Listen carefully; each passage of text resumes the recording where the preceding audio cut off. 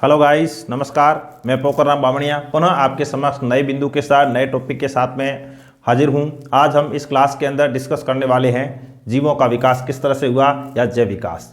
देखिए, इससे पहले हमने जो क्लास थी हमारी उसमें हमने कक्षा 12th का जो जैव विकास वाला पार्ट है उसको शुरू किया था और उसके अंदर हमने ब्रह्मांड की उत्पत्ति के बारे में, महाविस्फोटक जो सिद्धांत है उसके बारे में बात की थी। आज हम इस वीडियो के अंदर जैसा कि एनसीईआरटी बेस्ड बायो के अंदर जो शॉर्ट में जीवों के विकास के बारे में विभिन्न प्रकार के कथन है, मत है, उनके बारे में बात की गई है, तो हम उनके बारे में वो शॉर्ट में पढ़ने का प्रयास करते हैं।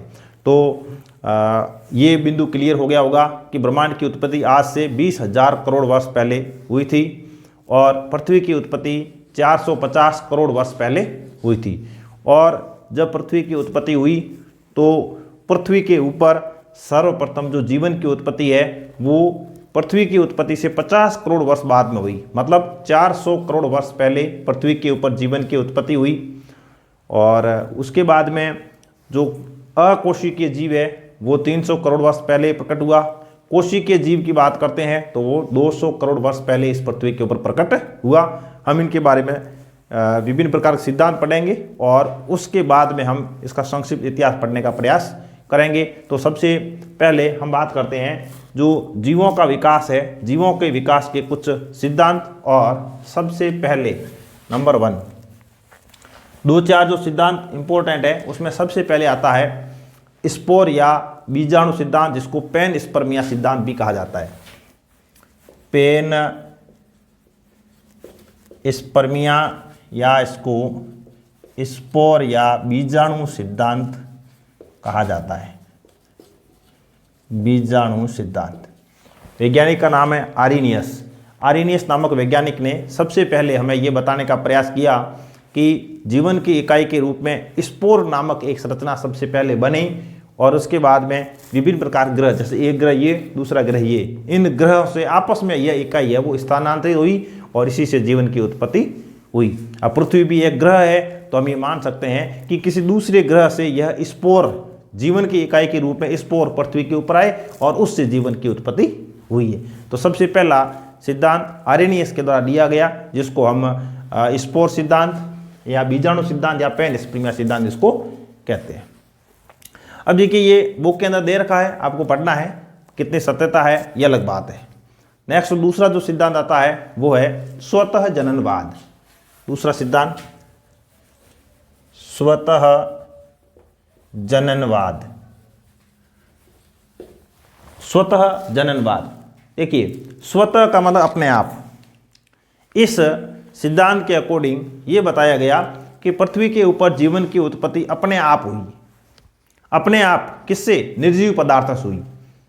ऐसे पदार्थ जो क्षयमान है, जो सड़ी हुई सामग्री है, सड़े गले कोई पदार्थ है, जैसे कचरा है, कीचड़ है, इनसे जीवों की उत्पत्ति हुई। तो हम कह सकते हैं कि निर्जीव पदार्थों से उत्पत्ति हुई। किससे हुई? निर्जीव पदार्थों से जीवन की उत्पत्ति हुई। अब निर्जीव पदार्थों से जीवन की उत्पत्ति हुई, थोड़ा गले कम उतर रहा है, लेकिन इसके कुछ एक उदाहरण है। जैसे मान लो बरसात के मौसम में ऑटोमेटिक मच्छर पैदा हो जाते हैं। बरसात के मौसम में ऑटोमेटिक मच्छर पैदा हो जाते हैं। तो हम कह सकते हैं कि मच्छरों की उत्पत्ति निर्जीव पदार्थों से अपने आप हुई है या स्वतः हुई है। कुछ वैज्ञानिकों ने ऐसे भी प्रयोग किए कि जैसे कीचड़ है, कचरा है, भूसा है, उसके अंदर कई बार चूहे अपने आप प्रकट हो जाते हैं, अपने आप चूहे उत्पन्न हो गए। इसका मतलब क्या हुआ? स्वतः जीवन की उत्पत्ति होती है। दूसरी, एक बरसात के मौसम में आपने देखा होगा, जब बरसात हुई उसके बाद में जमीन के ऊपर लाल रंग के छोटे छोटे जीव पैदा हो जाते हैं। वो कहाँ से आए? अपने आप पैदा हुए। तो ये स्वतः जनन जो वाद है इसको प्रबलता से प्रकट करने का कार्य करते हैं। इस तरह से हम कह सकते हैं कि स्वतः जननवाद या स्वतः या अपने आप जीवों की उत्पत्ति पृथ्वी के ऊपर हुई होगी। अब यहाँ पर कोई बात रखते हैं, विज्ञान की बात करें तो कोई भी वैज्ञानिक अपनी बात रखता है तो उसके ऊपर जैसे हमारी डिबेट होती है या फिर उसके पक्ष में उसको प्रमाण देने पड़ते हैं। कि जैसे अभी स्वतः जननवाद के बारे में बात हुई तो हालांकि स्वतः जननवाद के बारे में मैंने बता दिया कि निर्जीव पदार्थों से जीवन की उत्पत्ति हुई, तो उतना समझ में नहीं आया, लेकिन मैंने उदाहरण दिया कि बरसात के मौसम में मच्छर अपने आप पैदा हो जाते हैं, तो थोड़ा समझ में आया कि हाँ होता तो है। कचरा है, भूसा है, जैसे अब देखो बरसात के मौसम में जो हमने जब बाजरा काट दिया, काटने के बाद में बाजरे को सफाई कर दी, लास्ट में जो बचता है डूरा, उस डूरे में से चूहों का प्रकट हो जाना स्वतः जननवाद का उदाहरण है। दूसरा, बरसात के मौसम में मैंने वो लाल रंग के जो जीव प्रकट होते हैं, हम मान सकते हैं कि वो स्वतः पैदा हुए होंगे। और एक वैज्ञानिक आता है फ्रांसिस्को रेडी। अब इससे संबंधित फ्रांसिस्को रेडी ने एक प्रयोग किया, एक्सपेरिमेंट किया, और इस सिद्धांत का उन्होंने खंडन किया कि इस तरह से अपने आप निर्जीव पदार्थों से जीवों की उत्पत्ति नहीं होती है। तो इस सिद्धांत का खंडन करने वाले वैज्ञानिक थे फ्रांसिस्को रेडी। इसके बाद में 3 नंबर पे सिद्धांत आता है जीवों से जीवों की उत्पत्ति, जीवात जीवोत्पत्ति। जीवात जीवोत्पत्ति, लुई पास्चर नामक वैज्ञानिक ने यह सिद्धांत दिया। लुई पास्चर, जीवात जीवोत्पत्ति। अब नाम से स्पष्ट है, जीवात जीवोत्पत्ति का मतलब है जीवों से ही जीव की उत्पत्ति होती है।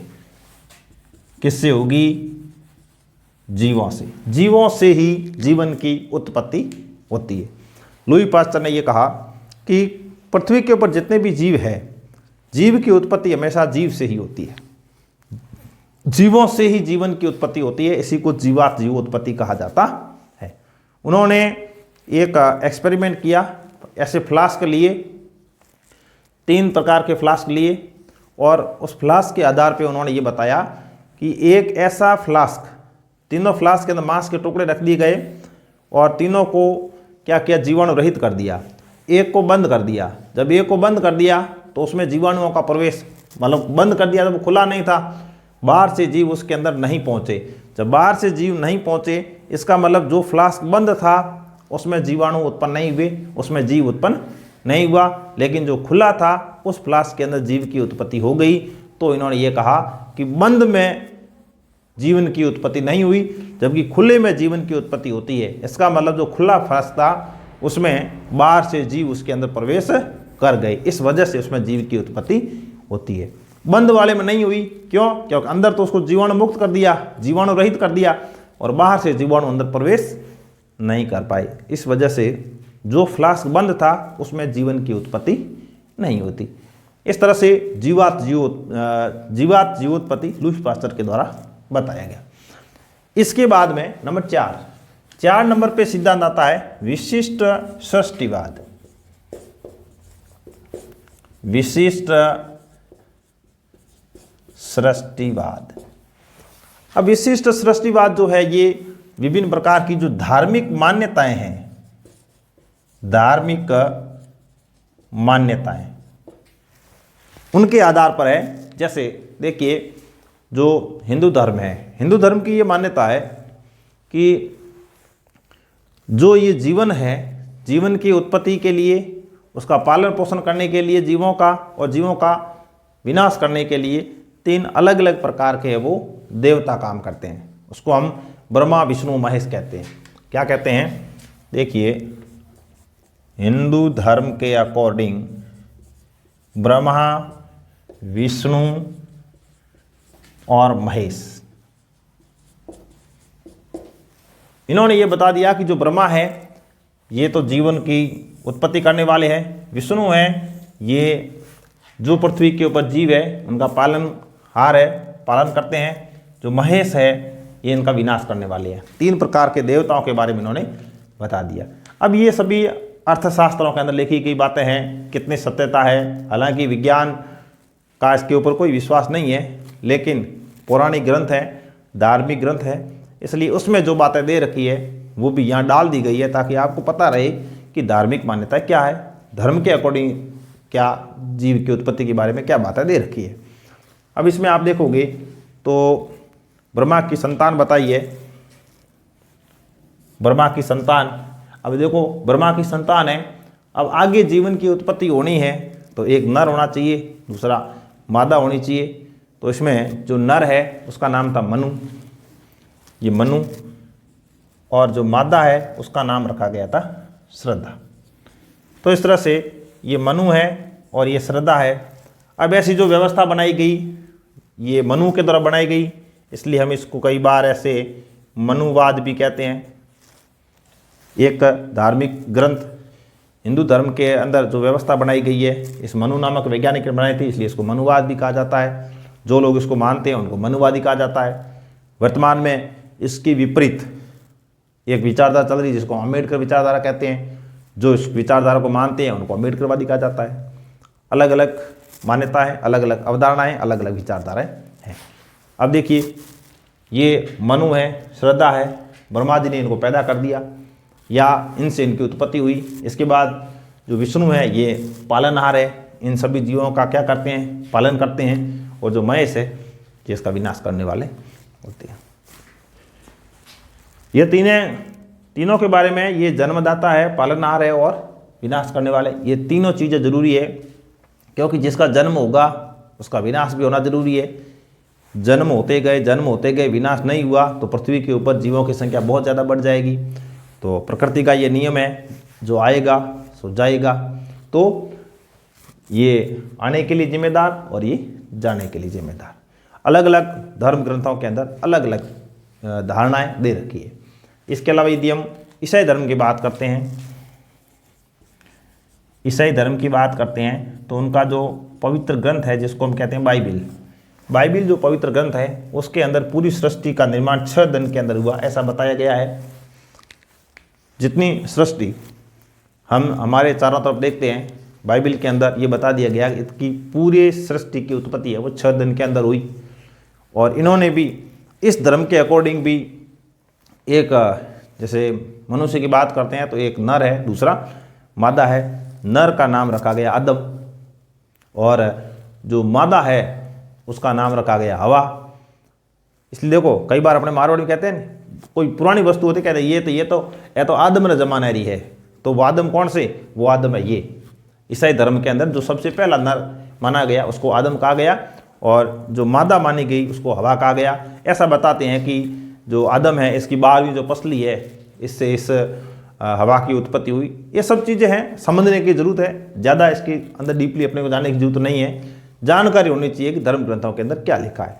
अब उनमें 6 दिन के अंदर पूरी सृष्टि के बारे में बताया, हालांकि संभव नहीं है, लेकिन सबसे पहले उन्होंने बता दिया पहले दिन स्वर्ग और नरक जिसके बारे में हमें डराया जाता है या हम जो पढ़ते हैं, हमें जो पढ़ाया जाता है धर्म ग्रंथों के अकॉर्डिंग। साइंस के अंदर कहीं स्वर्ग नरक का उल्लेख नहीं है, लेकिन हमें डराने के लिए या जो धर्म ग्रंथ हम पढ़ते हैं जब उनको पढ़ाया जाता है तब हमें ये सब चीज़ें बताई जाती है।